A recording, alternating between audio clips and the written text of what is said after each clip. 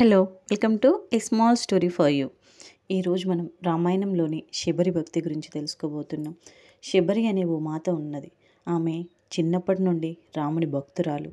ఆమె అడవిలో నివసిస్తూ ప్రతిరోజు పండ్లు, పువ్వులు సేకరించి రాముడి రాక కోసం ఎదురు చూసేది. ఒకరోజు శ్రీరాముడు సీతామాత కోసం అడవిలో తిరుగుతుండగా శబరి ఆశ్రమానికి వచ్చాడు.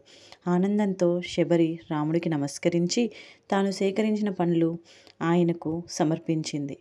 ఆమె ప్రతి పండు రుచి చూసి తీయగా ఉన్నవి మాత్రమే రామునికి ఇచ్చింది. రాముడు ఆ భక్తికి ఎంతో ఇష్టపడి శబరిని ఆశీర్వదించాడు. ఆమె భక్తి ప్రపంచానికి ఉదాహరణగా నిలిచింది. దీంట్లో నీతేంటంటే భక్తి ఉంటే మనస్ఫూర్తిగా చేయడం. భక్తి అంటే మనస్ఫూర్తిగా చేయడం. దానిలో నిజమైన ప్రేమ ఉంటే దేవుడు దాన్ని ఎప్పుడూ అంగీకరిస్తాడు. మీకు నచ్చితే లైక్ చేయండి.